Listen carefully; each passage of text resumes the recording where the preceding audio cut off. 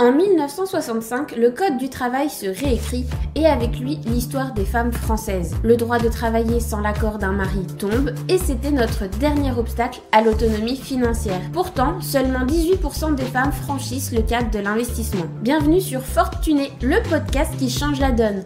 Je suis Marion, ton hôte pour ce podcast. J'ai fait mon premier investissement à l'âge de 23 ans et je ne compte pas m'arrêter là. Et toi, es-tu prête à rejoindre le mouvement ?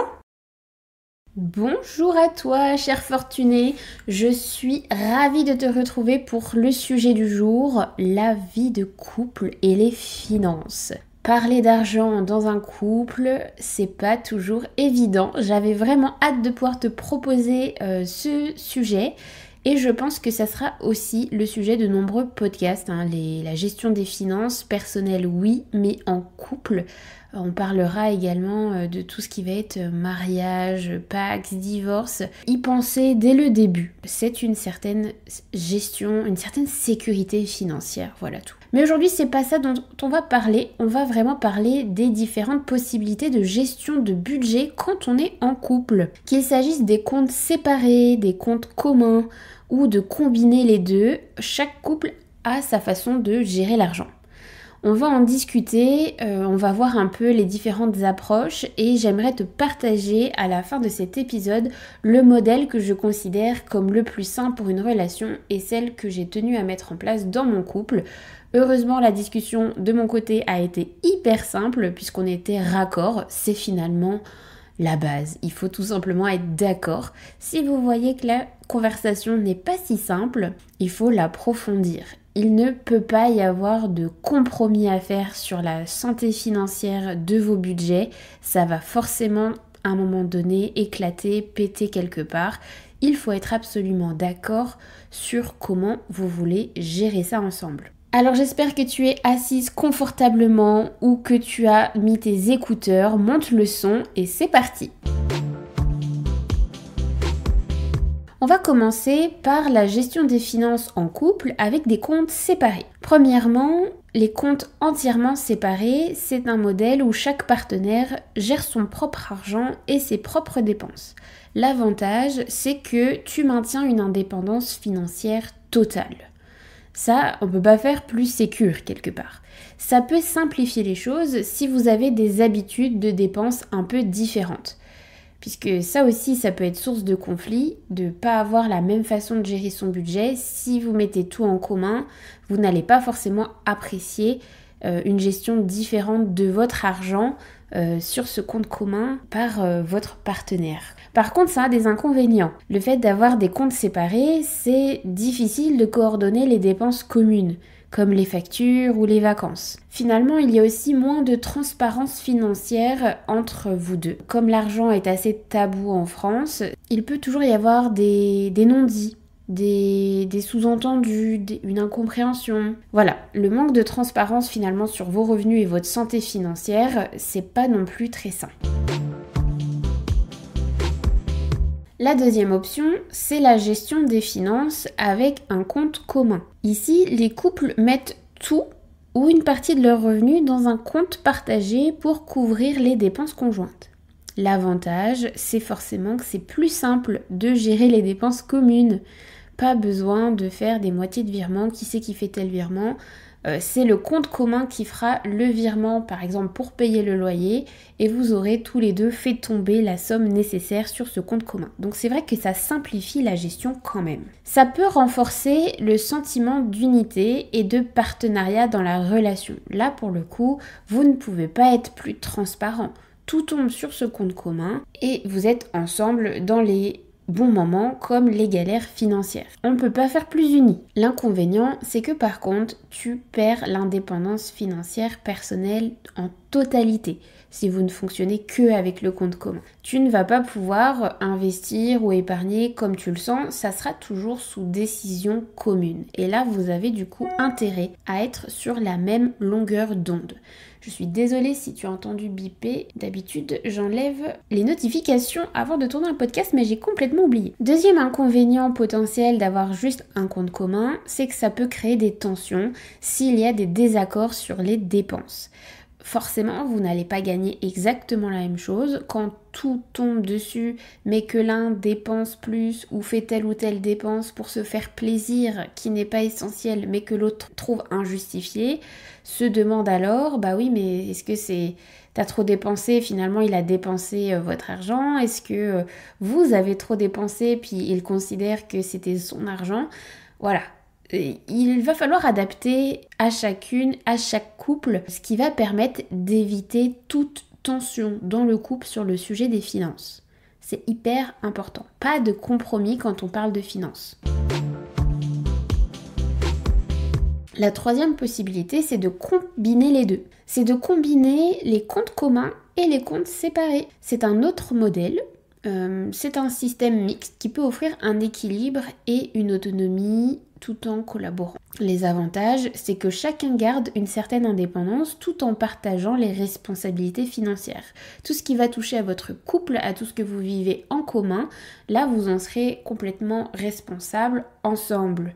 Dans la galère comme dans la réussite. Ça laisse aussi une flexibilité pour adapter la répartition en fonction des besoins et des objectifs du couple. Par contre, l'inconvénient, c'est qu'il va falloir avoir une bonne communication claire et régulière sur les finances, puisque tout ce qui sera dans les budgets séparés sera finalement opaque à l'autre. Et comme vous ne mettez en commun que ce que le couple a besoin, il faut aussi partager sa situation financière personnelle avec votre conjoint. Il faut que ce soit facile de le faire pour simplement que votre partenaire comprenne où vous en êtes ou que vous compreniez où il en est. La gestion est un peu plus complexe que quand on a un seul compte.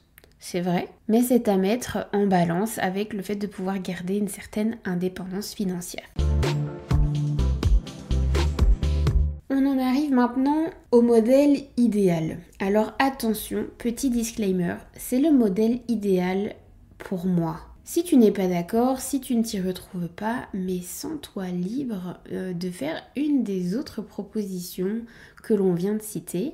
Comme je te l'ai dit, la base, les fondamentaux, c'est que vous soyez tous les deux dans votre couple, ok avec la stratégie que vous ayez choisie, qu'il n'y ait aucune tension ou non-dit possible, parce qu'à un moment donné, sinon ça pète.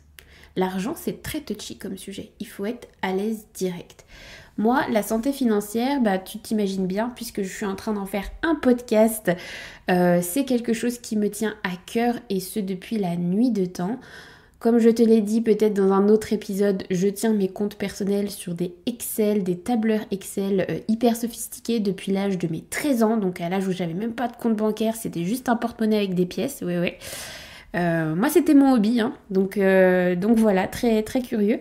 Mais tu te doutes bien que quand je me suis mis en couple et que la tournure des choses fait que on a emménagé ensemble, il fallait bien évidemment qu'on commence à avoir une stratégie financière en commun. Au début, comme tout le monde, on était avec nos comptes séparés. Personnellement, c'était la galère. À chaque fois, l'un devait rembourser telle ou telle moitié de telle chose à l'autre et le suivi en était assez compliqué. Donc pour moi, le modèle idéal quand on est en couple, c'est que de partir du principe que l'argent gagné par son partenaire est à son partenaire. Ce que je gagne est à moi, ce qu'il gagne est à lui. C'est aussi basique que ça. Je n'ai, et il n'a, aucune attirance ou aucune attente sur mes revenus. Ce qui fait que peu importe ce que gagne l'autre, nous allons mettre exactement la même somme dans le compte commun qui, lui, va nous servir à payer tout ce qui est en lien avec notre vie commune. Donc nous, on a décidé de mettre tout ce qui va être lié à l'habitation, que ce soit le loyer, l'électricité, les charges, machin. Le budget course bien évidemment, le budget restaurant et sortie à deux qu'on fait régulièrement. On s'est alloué un budget sur lequel on s'est mis d'accord et toute cette somme, c'est une somme identique tous les mois qui tombe pour tous les deux. Ce qui veut dire que si je gagne beaucoup plus que mon conjoint, tout l'excédent, il est à moi et à moi seul. Si un jour c'est lui qui gagne plus que moi ou si nous gagnons la même chose, ce qu'il gagne et qui dépasse de ce budget est à lui et à lui seul. Et cet excédent, en fait, on a le droit d'en faire ce qu'on veut et ça nous permet d'avoir notre propre gestion financière individuelle et notre propre liberté financière. Moi, si je veux m'acheter la dernière console qui vient de sortir, je vais pas me gêner. De la même manière que s'il veut s'offrir une nouvelle voiture, il va le faire, tout simplement. Il n'a absolument pas besoin de me demander son avis sur telle ou telle dépense et je ne lui dois aucune explication sur telle ou telle dépense que je fais de mon côté. Du moment que tous les deux, on peut déposer ce que notre couple a besoin pour vivre ensemble sur le compte commun, c'est la base. Il ne s'est pas encore présenté la situation où l'un de nous deux ne pourrait pas payer la totalité de ce qu'on doit au compte commun. C'est aussi un sujet à aborder, notamment si comme moi vous êtes indépendante et qu'un jour il y aura un enfant, par exemple, ou une maladie ou quelque chose, il faudrait potentiellement discuter de ce que vous voulez mettre en place. C'est aussi pour ça qu'il y a eu un épisode sur la sécurité et l'épargne financière, le coussin de sécurité, pour que vous puissiez toujours être en mesure de fournir ce que vous avez à fournir à votre compte commun sans devoir le demander à votre conjoint. J'imagine personnellement que s'il m'arrivait quelque chose au niveau médical, je puisse continuer d'assumer mes dépenses financières ou en tout cas ne pas demander un trop gros effort financier à mon compagnon, même si bien évidemment nous vivons ensemble pour le pire ou pour le meilleur, c'est ça qu'on dit. Enfin, je trouve que c'est plus respectueux d'avoir pensé à cette épargne de sécurité vis-à-vis de l'autre. Si un jour nous avons un problème, de ne pas lui demander un trop gros effort mensuel puisque pas tout le monde pourrait se permettre de payer 2 fois pour 2 personnes la totalité des finances du couple et c'est bien normal. Quand c'est un enfant, c'est peut-être différent. La femme porte l'enfant, le deuxième partenaire qui ne porte pas l'enfant est le parent techniquement, même si on est bien d'accord que toutes les situations familiales, toutes les cellules familiales ne se ressemblent pas. Mais dans ce cas-là, c'est peut-être différent de dire que c'est normal de recevoir peut-être un peu d'aide de son partenaire si financièrement nous n'avons pas autant de sécurité que possible. Je pense toujours à mon statut d'indépendant qui, vous le comprendrez, me trotte dans la tête. Mais voilà, c'est aussi quelque chose que je planifie puisque tout peut arriver. Moi, je planifie le pire, c'est-à-dire que si demain, je dois me retrouver seule avec un enfant sous les bras et un niveau de dépense comme ce que j'ai aujourd'hui, il faut que je puisse l'assumer.